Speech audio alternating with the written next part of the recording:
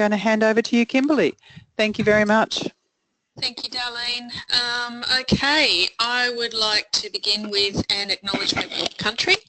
It seems pretty apt when presenting on inclusive education to acknowledge that the spaces on which we meet and work were, are and always will be Aboriginal land. So for my part, I'd like to acknowledge the Wadi Wadi people of the Wollongong area, because that's where I am today, as well as the people of the Indigenous nations where you are all meeting, and also to acknowledge our elders past, present and future, and to extend that acknowledgement and respect to any Indigenous people joining our webinar today. Okay, next slide. So the first thing I kind of want to acknowledge in terms of the content is that the examples that I'll be using today are university-based because of the target audience, but I do know that people on the spectrum and teachers of people on the spectrum are often really keen to get tips and ideas, so we might have some secondary audiences joining us as well. So for those of you in that second category, rest assured that Kim Draisma and I both honed our teaching skills in high school classrooms. So all the strategies that I'm suggesting today can be transferred to different teaching contexts. Originally this webinar was to be presented in tandem with Dr. Kim Draisma, who's the co-author of Teaching University Students with Autism Spectrum Disorder, a guide to developing academic capacity and proficiency.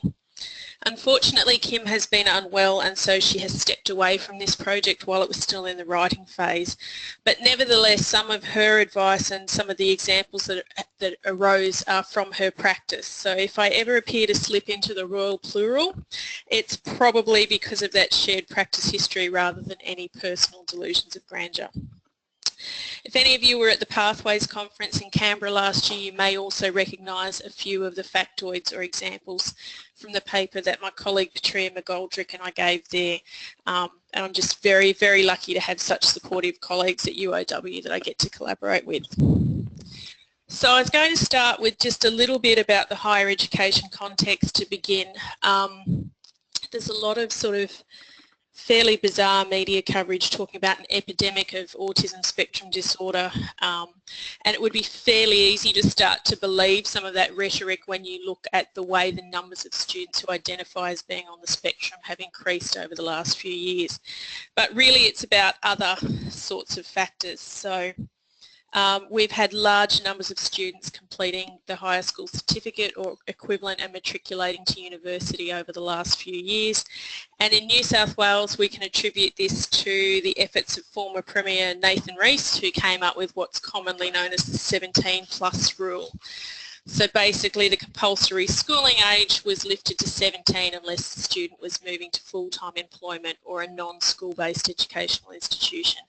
And that has created a spike in school completions that I suspect hasn't been seen since I was in high school, when they changed welfare benefits in the late 80s and early 90s. So young people came to work out that if they stayed at school they could get Aus study, and that was a more viable financial and educational option back then than leaving school just as a recession started and unemployment payments became available only to those aged over 18. So we're seeing the same sort of social change happening in that students are tending to stay. They pretty much have to stay until halfway through year 11, and then they typically decide they may as well stay and get a higher school certificate. And so there's kind of a bigger pool of students who at the end of year 12 are sort of thinking, well, maybe I should go to university. And that is reflected on that next slide. So of those students who are now completing school, we then see that we've also had a rise in the number of students going on to university. And this is going on as we have debate in the background about capping student numbers or uncapping student numbers. We seem to have stories in the media every other week decrying the lowering of standards that's supposed to come along with that. Politics aside, I think most of us can agree that we have seen an increase in non-traditional students over the past 2 or 3 decades. And while only 5.2% of students in Australian universities identified as having a disability in 2009, anecdotal evidence would tend to suggest that a significant proportion of that cohort are on the autism spectrum. So this is supported by various research like Wenzel and Rowley, who refer to higher education students on the spectrum as being a burgeoning population. The increase appears to be related to the twin causes of increased diagnosis of autism spectrum disorder and the increased high school completion rates. It also seems likely that students who have asked for assistance and for reasonable adjustments while at school are more likely to consider asking for similar help at university. But we also know that almost a quarter of students with autism who enrol in tertiary education abandon it before completion. That statistic comes from ASPECT. So what does this all mean? Well, clearly we can take no one-size-fits-all approach to developing the academic capacity of students on the spectrum. Instead, we must undertake person-centred approaches whilst simultaneously lobbying for tripping over my own words now, for systemic change if we are to improve the aforementioned retention rate. Next slide. We understand a few basic truths about working with students with disabilities. That the best transition planning occurs well in advance of the transition, that inclusive approaches to education work best, and not just for students with particular learning needs, but for the whole cohort, and that proactive, preemptive models are best practice. We also know that the demands on academics and support staff in the higher education sector mean that these truths are not always acted upon. Research suggests that the most effective transition planning for students with complex needs occurs well in advance of the transition. One study has suggested that planning for post-school life of students with disabilities needs to begin as early as between the ages of 10 and 13, with more direct planning occurring as the child enters the early to middle teen years. Students with autism in particular may have anxiety around the large-scale change involved in university matriculation, which requires some familiarisation and some mitigation. Experience suggests that while only a handful of students do avail themselves of opportunities for campus tours and so on prior to enrolment, that students on the spectrum are one of the cohorts that is more likely to do so. So we have these outreach touch points that are quite useful, but that we could arguably capitalise on in terms of them being more targeted, more timely, more systemic and more collaborative. The second truth, that improving teaching for students with disability will actually assist all students, relates to that concept of universal design for learning, which is all about providing access and opportunity to both support and challenge students' learning needs. It recognises that making material more easily accessible for a student with a disability will make it more accessible for everyone, thereby promoting inclusion. But it is also at this stage a concept that is much more commonly found in compulsory than post-compulsory education. Educators in the university environment are typically employed based on subject expertise, and many will have little or no background in the scholarship of teaching and learning when they are first appointed. And they will often have a set amount of content that they feel quite pressured to deliver, meaning that the idea of differentiation, let alone attempting to rewrite something from scratch with accessibility at the forefront of the endeavour, may just seem to many to be a bridge too far. Next slide. So thinking about the unwritten expectations of university, we know that proactive or preemptive models typically work better than the just-in-time, or worse, just after the wheels have fallen off models. But in large classes, it has long seemed almost inevitable that students are only identified as needing help when the need for help has become impossible to ignore. Excellent programs and adjustments are to be found in all universities, but would clearly work even better if individual student-centred assistance were a supplement to more systemic attempts on the part of the institution to explain concepts like the hidden curriculum, course expectations and university terminology or jargon to all students. As we all know, those transitioning to university find these things to be a significant culture shock, but to students on the spectrum who may be resistant to change and may also have problems with reading situations, the hidden curriculum can be particularly opaque. For example, students are expected to intuitively know the difference between lectures and tutorials, essays and reports, the tone used when speaking to your tutor in class as opposed to in an official email to your course coordinator asking for an extension under your reasonable adjustment provisions, even when the same person fulfills both roles. For a number of cohorts, including those who are on the spectrum and may have trouble reading the social expectations of those different roles or rooms, but also for those who are first in family or from different cultural backgrounds, a heads up that you're expected to be quiet in lectures but speak up in tutorials might be very helpful indeed. While some institutions may include this information in orientation activities, there is still a substantial responsibility on academic staff to make these expectations explicit. Next slide. Many university lecturers do not have formal teacher training, and they're typically recruited from among the best and brightest students in their cohort. So they often understand the materials they're teaching quickly, and they understood them completely the first time they heard them.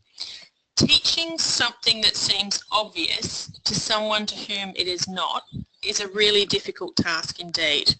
But if you add to that no significant pedagogical strategies on the part of the teacher and atypical processing strategies on the part of the learner, the likelihood of an effective learning and teaching interaction is somewhat undermined. This is neither the fault of the teacher nor the learner. It's just a function of typical institutional practices in our sector.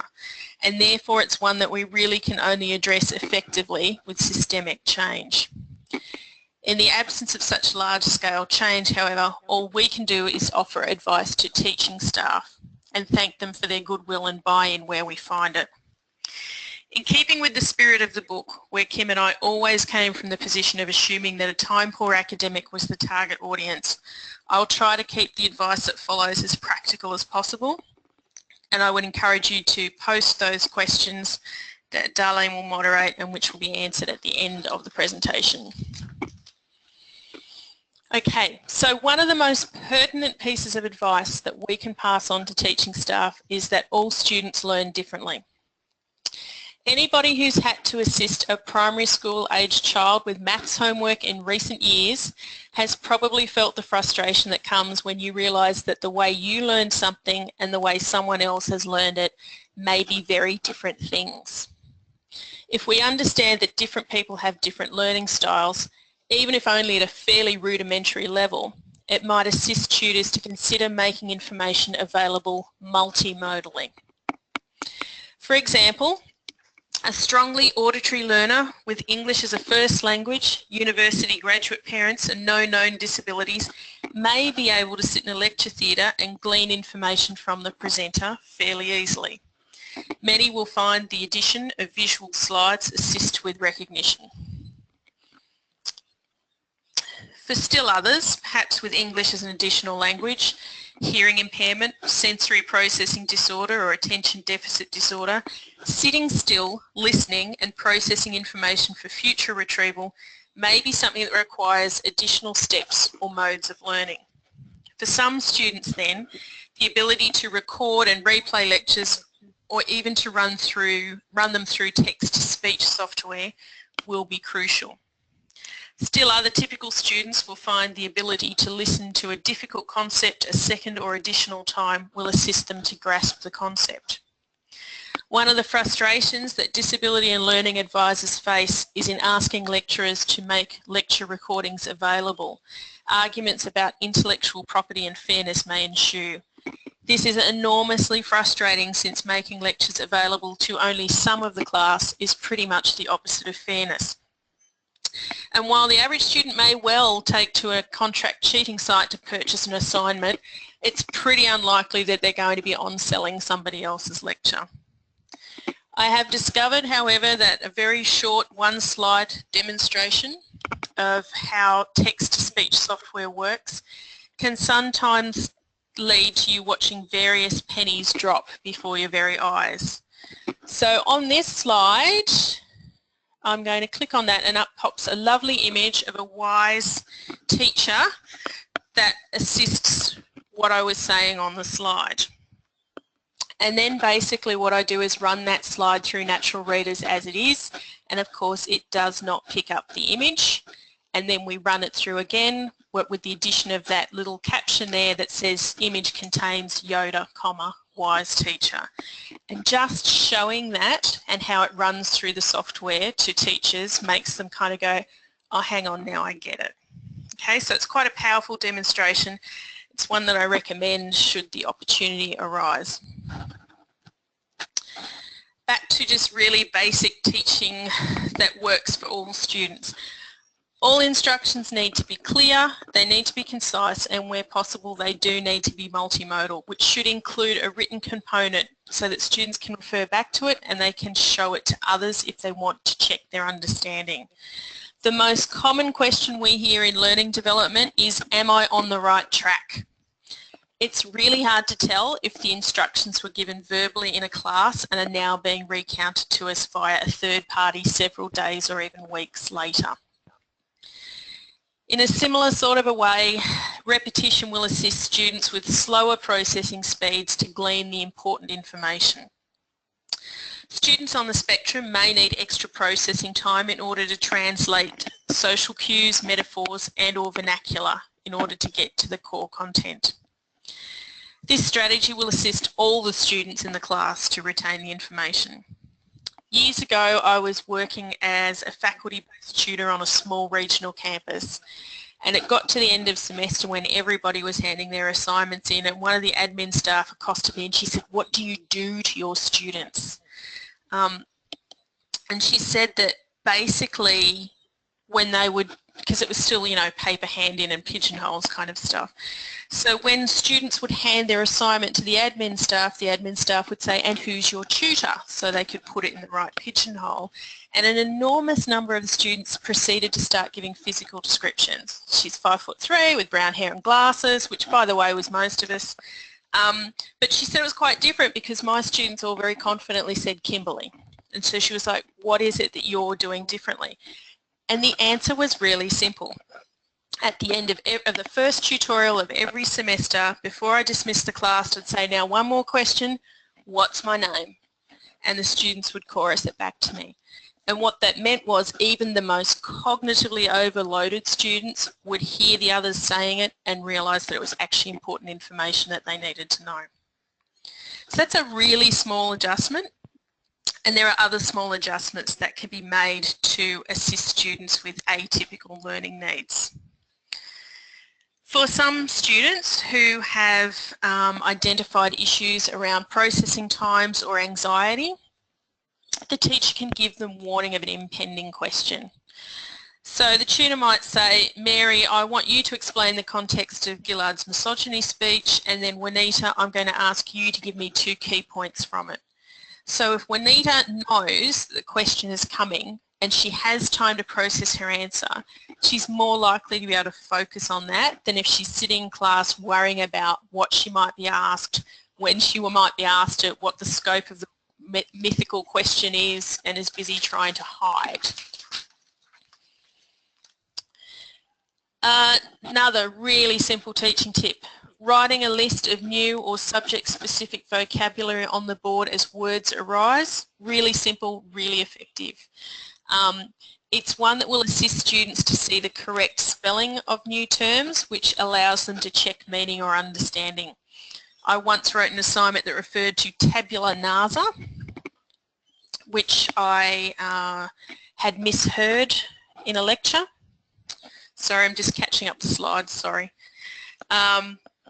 It's no surprise that when I went off and did catalogue searches, I could not find this phrase because the correct term is actually tabula rasa.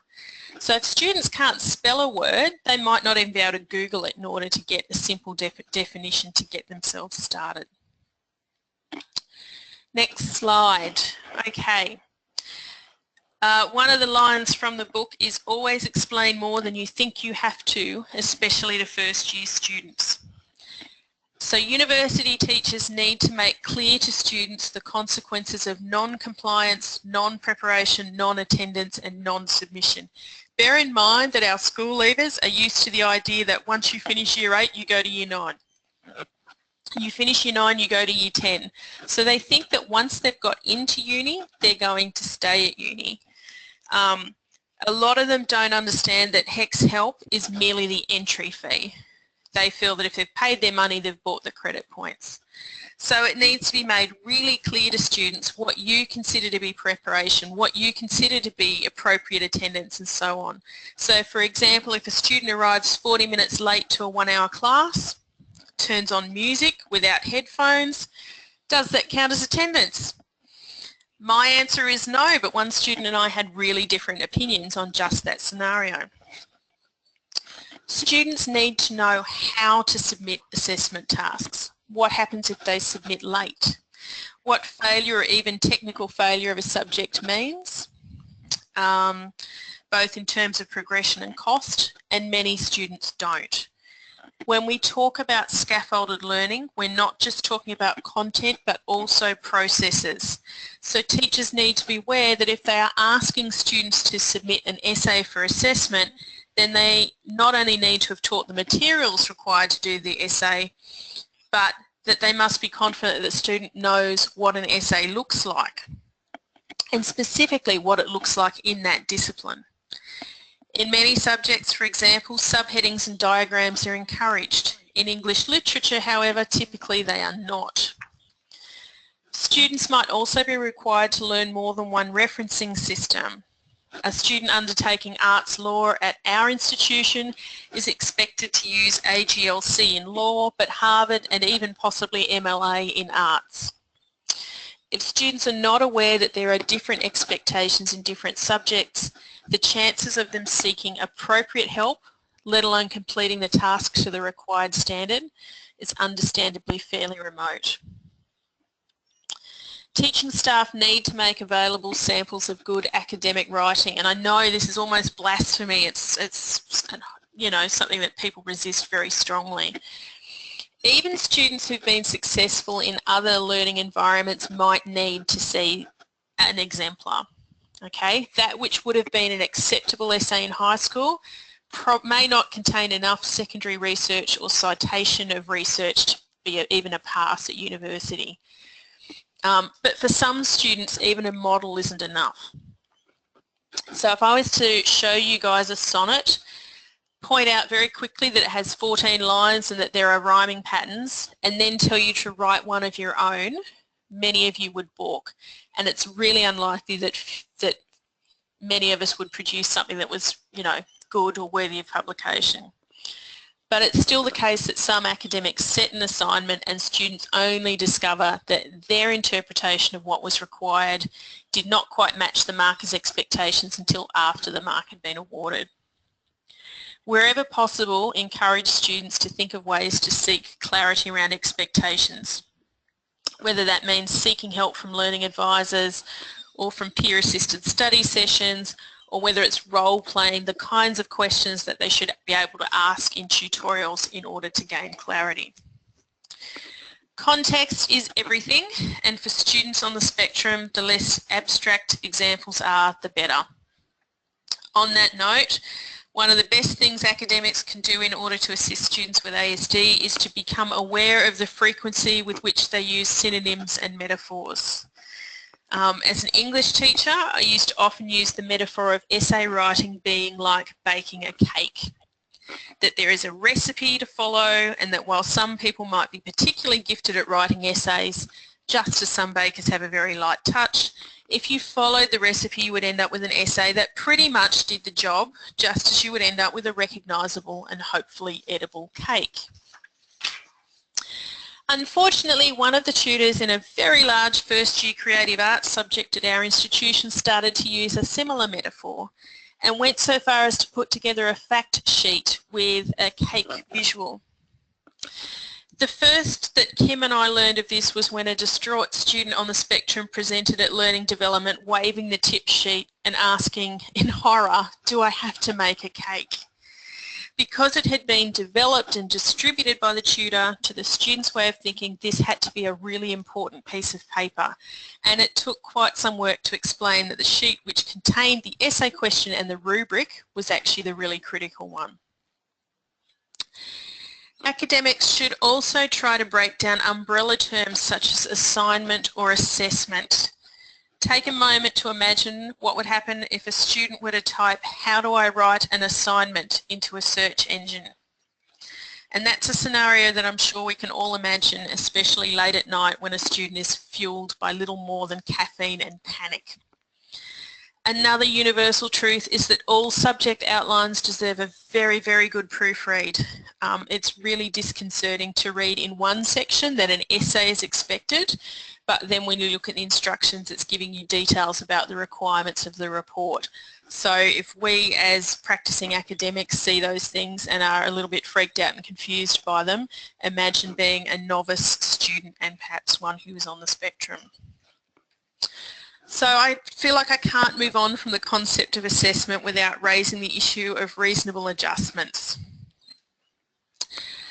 And I know that those of you in disability support roles and learning advisor type roles probably spend an awful lot of time trying to negotiate with lecturers about how reasonable means reasonable.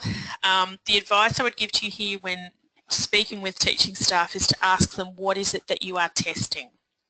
Because the answer to that is usually quite instructive. If a student requests that they need to complete a test on a computer rather than on paper, and the lecturer is testing their understanding and their ability to apply the content, the student should be able to do that just as well or better on the computer. But if you're testing their handwriting, okay, fair enough, that's a different story.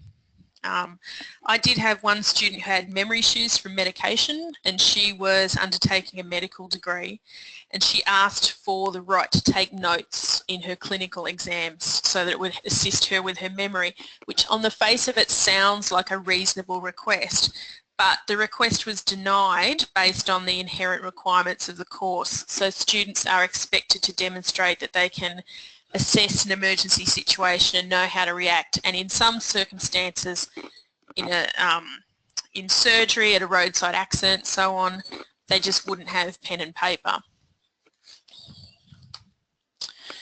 Okay, next slide, rigidity of thinking. So one of the students who features really prominently in the book and in the memories of me and Kim, we call Eva. So Eva was determined to pursue a career in physics. She believed that she had uncovered a theory of everything that would change the way society views the world. But first she felt that she needed to complete undergraduate and doctoral degrees in physics in order to gain credibility. She told us both loudly and repeatedly that she had a Mensa level IQ, and this claim was actually pretty plausible when I read the work that she'd written for an elective philosophy class. It was really good, and she just wrote at an HD level from the moment she put pen to paper. The problem was that Eva had no aptitude for maths whatsoever. She repeatedly failed Math 101 to the point of being suspended from the university. She then went to a technical institute to study her high school equivalency in maths. She returned triumphant, and this time she just managed to pass. But that was with assistance from the subject coordinator, from myself, and from our maths specialist within learning development. And she then enrolled in Math 102 and failed it. It didn't matter how many times we tried to coax or encourage Eva into a course of study that might better suit her abilities and allow her to really shine. She stuck very rigidly to her plan, and this is a plan that she is yet to fulfill. In terms of simple strategies here, all I can offer is gently but clearly lay out the information in front of the student and try to assist them to make informed decisions. In this particular instance, we were not able to find a remedy as yet, but autism is, of course, a spectrum disorder, so that's not to say that that would be an outcome in other circumstances. I had a different student also on the spectrum who was working towards a career as a Japanese teacher. And he came to me and to his disability advisor after 6 months and declared that he needed more time and more maturity before he could really achieve in his classes, and so he took a leave of absence. His passion hasn't waned, but he was ultimately willing to consider other paths to his goals. So in his instance, taking community classes to build up his language skills before he would think about taking on the other elective subjects with all their added expectations. Next slide. Okay, self-monitoring. We may well think that behaviour management should not be a thing in adult learning environments. But if students have social disabilities and are navigating new contexts, it's probably a bit unrealistic to assume that they will somehow glean and apply unwritten standards.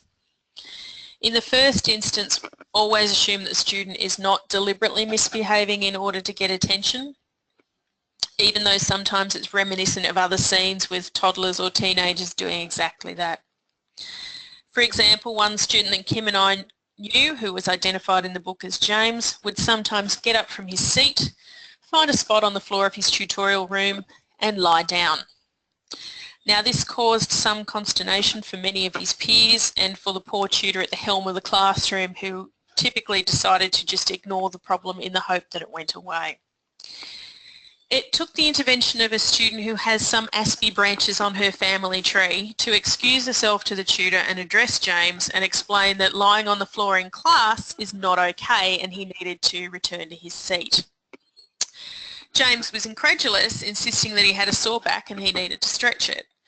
This kind of rigid thinking and an unawareness of context that would put the foolish Jack from the nursery rhyme to shame can of course be typical of some individuals on the spectrum. When this kind of thing happens, a polite redirection is what is called for. If the student wants to debate the relative merits of their behavioural choices, you use a polite blocking statement that you'd be happy to speak to them after class. Many individuals on the spectrum react really well to rules, and this is something that we can use to our advantage.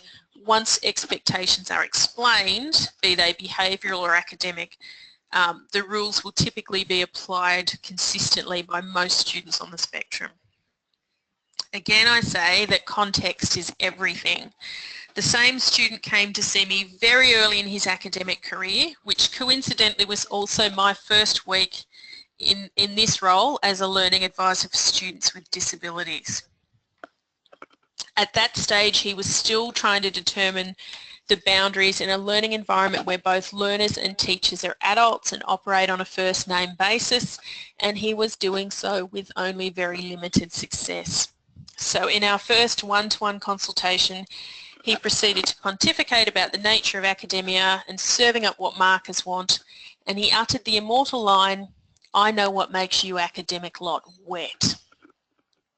So, what are the strategies here?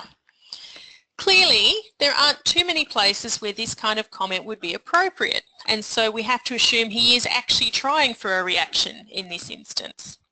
And he got one, but it was a brief and to-the-point reminder that this is a professional work environment and not the place for a comment of that nature.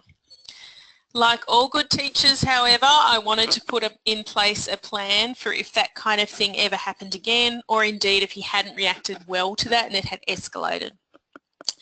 Planning responses to behaviours is the best way to take the emotional heat out of them, so that you respond professionally and to the behaviour rather than emotionally to the student. But we rarely think to make those plans in advance. So I went and debriefed with Kim, and she actually suggested that she would work with him for a bit because she looks, in her words, like his nana, and she thought he'd be less likely to make comments with any sort of sexual meaning. And this did seem to work for a bit.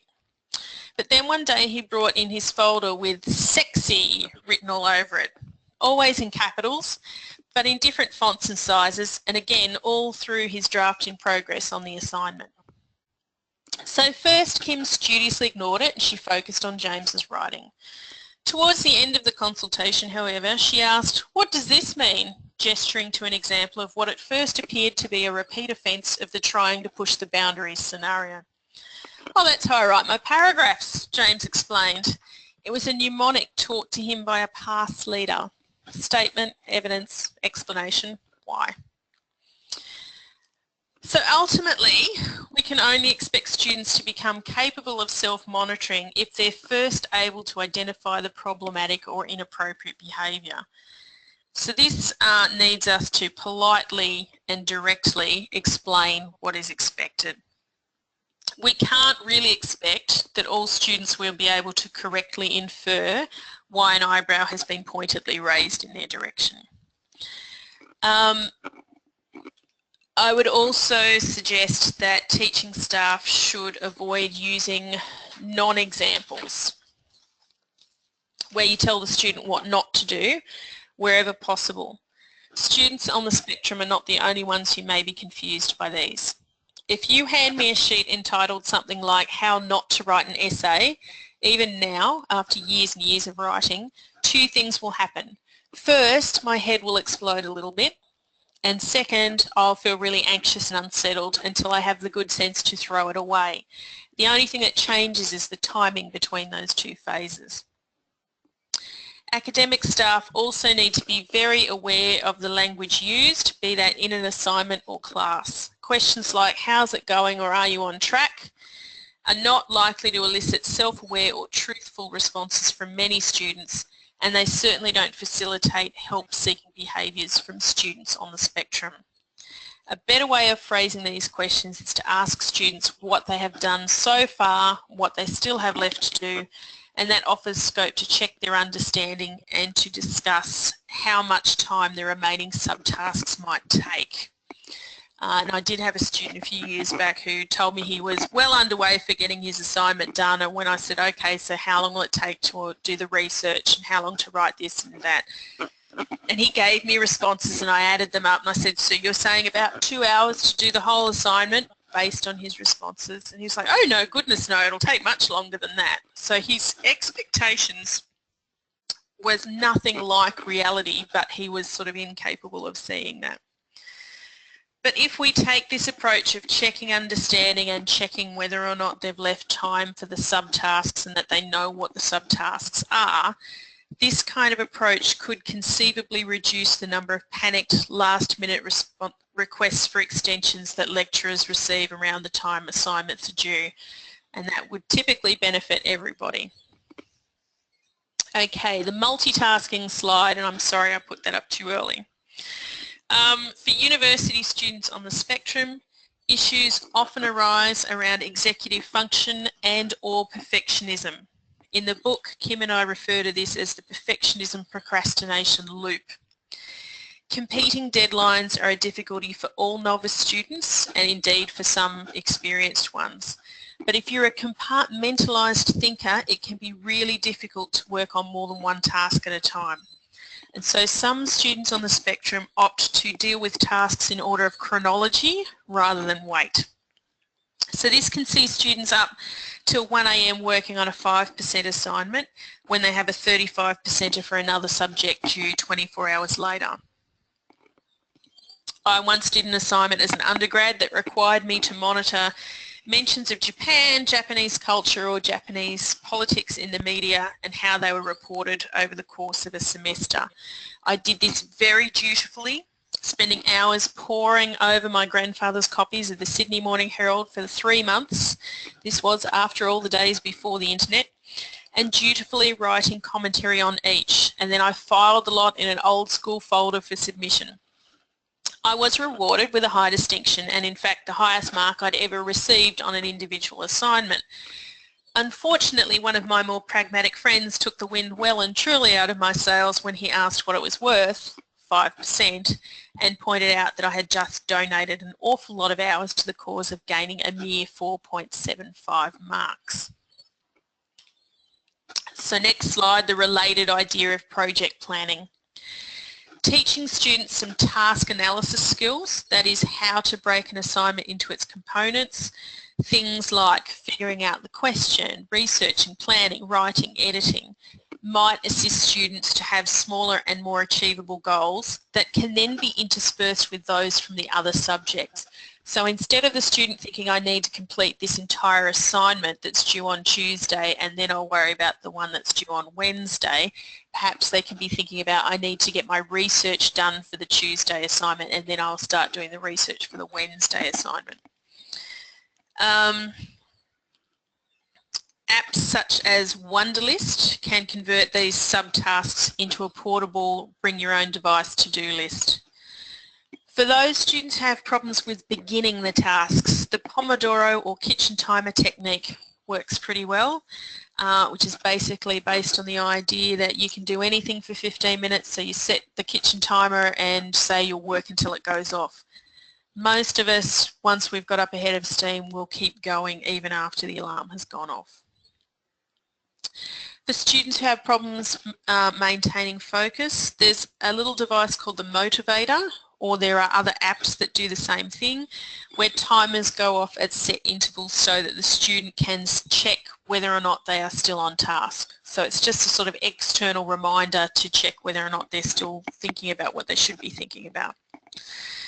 There are also various wonderful websites like Block Sites, Self-Control and Rescue Time that stop you from wandering onto other websites, which is the online equivalent of mum stealing the Wi-Fi cable.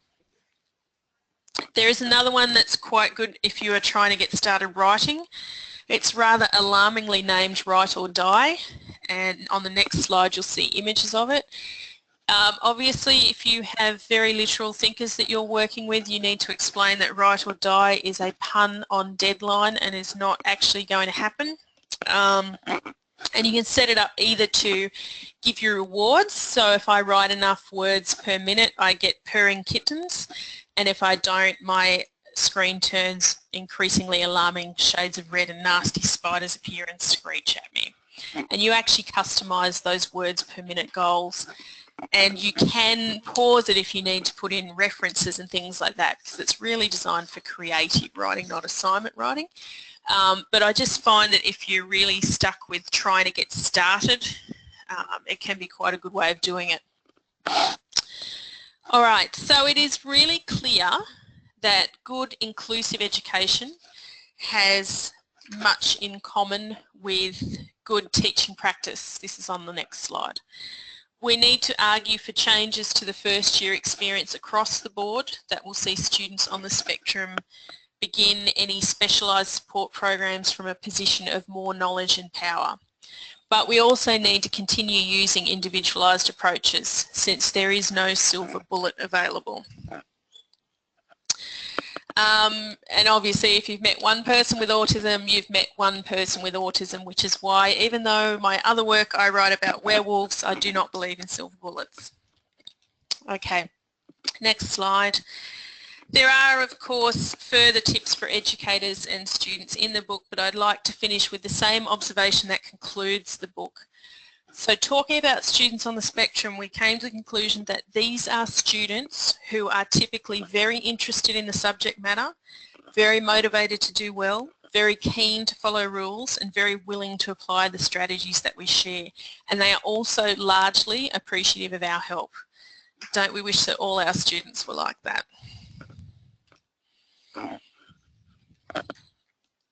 Okay. Well, so that's the final slide.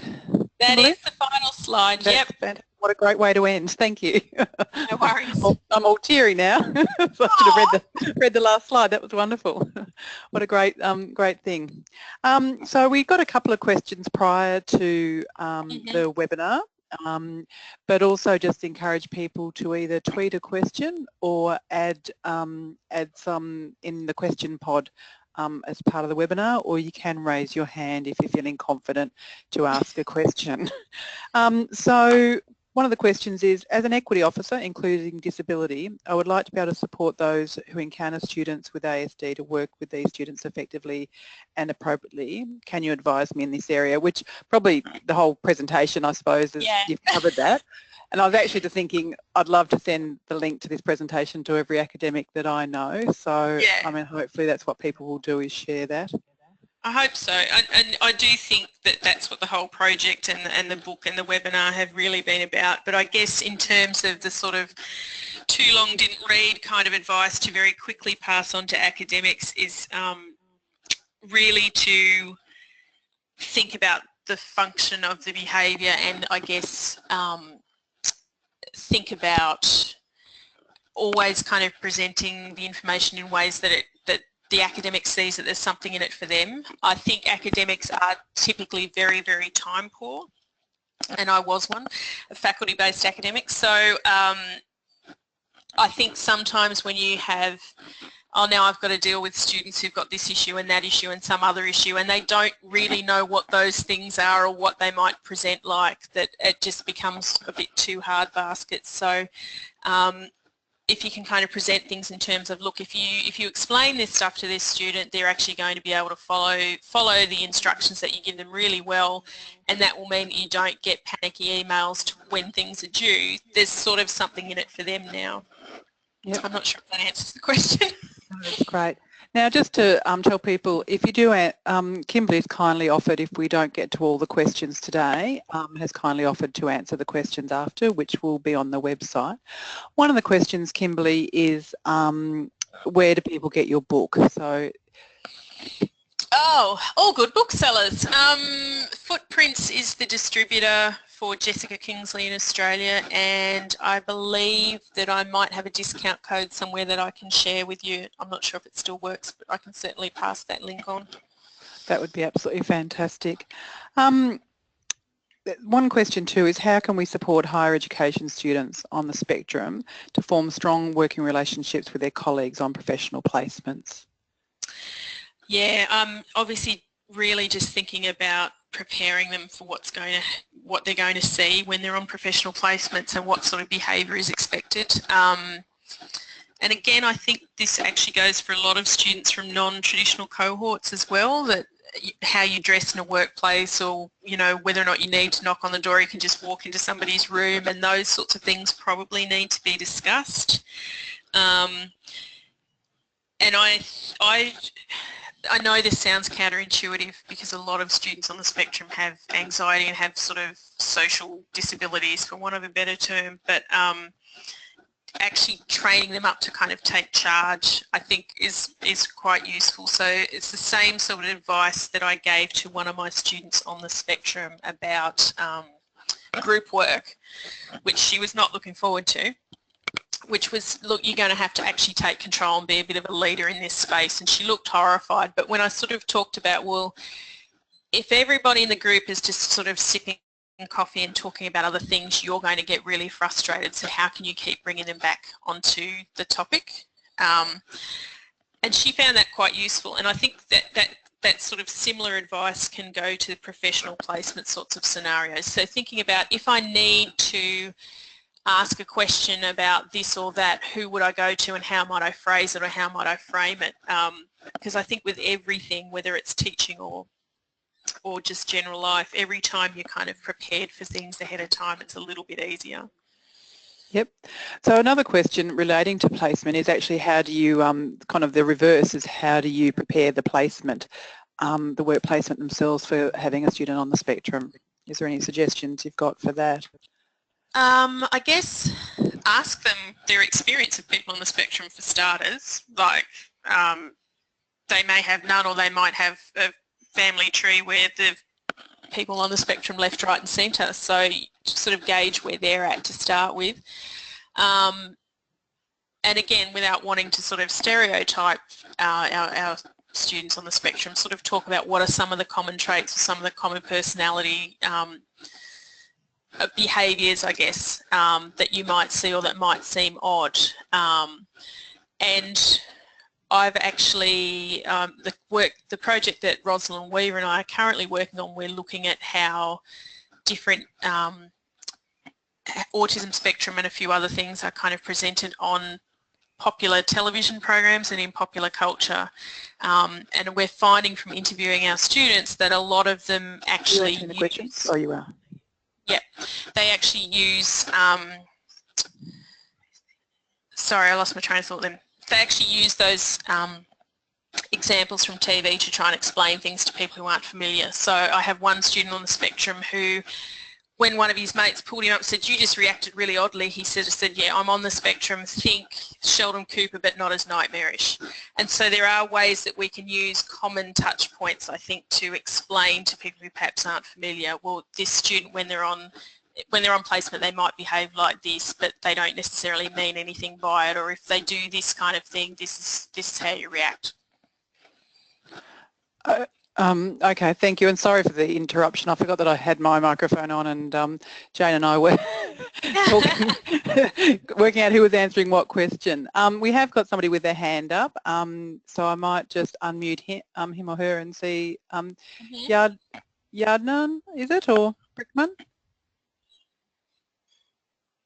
So we've unmuted you if you wanted to ask a question. No. Sometimes it's quite difficult. Sometimes people press the wrong button. Yeah. Yeah. It is. It's quite confusing. Now, a lot of just wondering if you could go back to your slide with your contact details, so people are able to grab that. That would be wonderful. Was that at the beginning? At the end, right at the end, or maybe you hadn't gone right to it yet. So that would be the issue. Yeah, there it is. Sorry about that. There it is. That's okay. Thank you for that. And also for people who are wanting to receive the information afterwards, it all will be on the ADCET website, which is adcet.edu.au.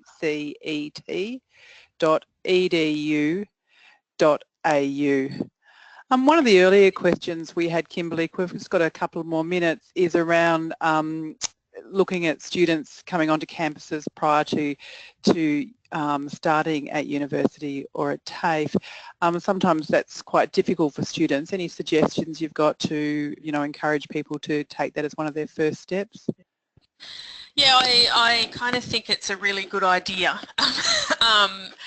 I think sometimes students underestimate how familiar they've become with the school setting and how discombobulating the university or TAFE setting can be. I know that when I landed at university as an undergrad, I felt like I'd been dropped on another planet, and certainly there are other students who are less well prepared than I was. So I think coming to campus ahead of time, just becoming a bit familiar with the space is quite a useful thing to do.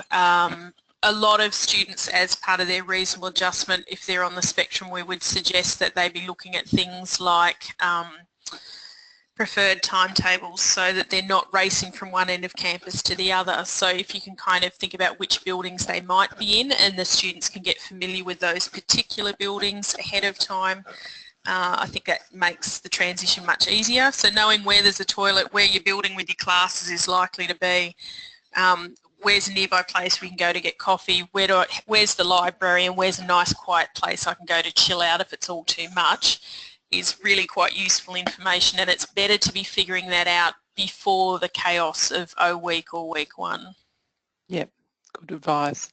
Just one last question, because we are running out of time, is what would be the main themes that you would implement with an autistic student mentoring program, so a mentoring program for students on the spectrum? I know that a lot of universities and TAFEs are looking at, are either offering it or looking at offering that coming up. Is there anything you could suggest, or the themes that you think that should cover? Oh, that's an interesting one. So we're talking about autistic peers assisting autistic students, or are we talking about neurotypical peers? I think maybe take it from variety, because I suppose there's, both those situations happening across the sector. Yeah, I think, and I keep sort of coming back to the same main points, I suppose, but that idea of it being a spectrum disorder, so just because you've worked with one person on the spectrum doesn't mean that the next person is going to behave that way. It's a fairly critical thing. That said, there's obviously a lot to be gained from hearing from senior students what they came up against and what they dealt with and those sorts of things. So I think it's basically a very good idea, but as with most things that have a peer mentoring aspect, I would urge people to make sure that the training of the peers is given a lot of thought Yeah, I'll stop there before I say too much more on that. Not a problem. Well, because of the time, we will finish it. So thank you so much, Kimberley. It's probably one of the most informative webinars that I've attended. And I'm actually probably going to be looking forward to, well, I will be looking forward to actually listening to it again, because there was some very practical advice that I think us as practitioners can pass on, but also for academics and teaching staff across all the education sector. So thank you for giving up your time. Thank you very much for the opportunity. Yeah, and thank you for writing such a fantastic book. I encourage everybody to grab a copy and share it with the academics and teachers and colleagues, etc. So, and thank you everybody else for attending. I'm sorry to say we actually haven't got our next webinar planned yet, but hopefully that will be coming in the next couple of weeks. So thank you everybody for attending, and thank you once again, Kimberley. Thank you.